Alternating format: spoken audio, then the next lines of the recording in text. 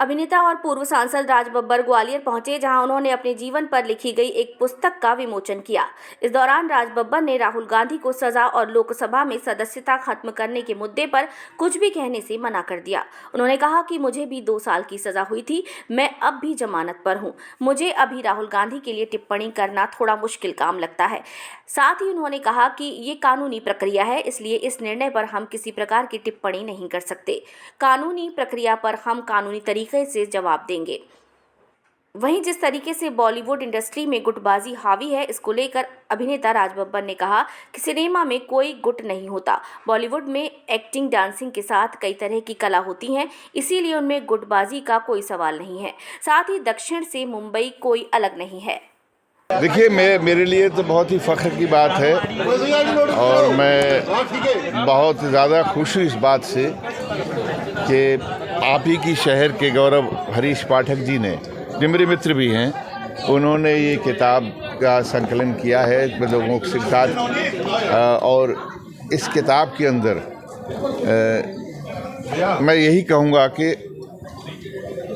दूसरों की, लेखकों की नज़रों से या जिन्होंने भी इसके अंदर अपनी रचना दी है, उनकी नज़रों से मैंने अपने आप को देखने की कोशिश की है। तो मैं बस यही कह सकता हूँ कि शायद उन्होंने मेरे अंदर के उस संघर्ष को, उस ईमानदारी की लड़ाई ईमानदारी सिर्फ पैसे नहीं होते हैं। मैंने वहाँ भी कहा और यहाँ भी कहना चाहूँगा कि ईमानदारी होती है आपके व्यवहार की, कि जिस तरह से आप हैं, आप पहचाने जाते हैं। और उन्होंने पहचानने की कोशिश की है और मुझे उस ऊपर वाले से डर के कहता हूँ कि शायद 90% तक उन्होंने ये मुझे नंबर दिए हैं कि मैं जैसा हूँ वैसा उन्होंने लिखा है। दूसरी बात मैं ये कहना चाहूँगा कि मैं कोई बहुत बड़ा व्यक्ति नहीं हूँ।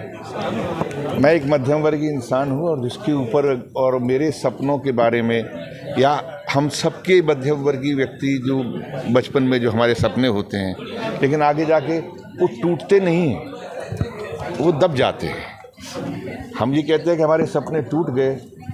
हमारी क्लास या हमारा वर्ग जो है वो हमें बहुत सारी जिम्मेदारियों से के आगे खड़ा कर देता है और वहाँ हमारे सपने दब जाते हैं।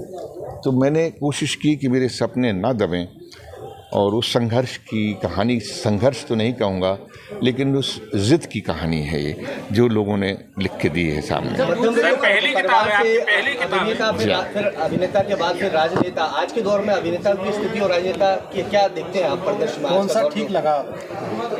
देखिए, रोल होता है। अगर आपके हाथ में इस वक्त कैमरा है और ये सवाल आप कैमरे पे कर रहे हैं और यही आपके कलम अगर हाथ में देखिए और इस सवाल का जवाब लिख देंगे आप, रोल होता है। लेकिन आपके अंदर की आत्मा जो एक पत्रकार की है, और मुझे सामाजिक जीवन के अंदर अगर मुझे कुछ रोल करने का मौका मिला तो मैंने वो किया। मैंने अपने आप को कभी नेता नहीं माना। हाँ, मैं अभिनेता हूँ क्योंकि मेरी वो पहचान है। सर,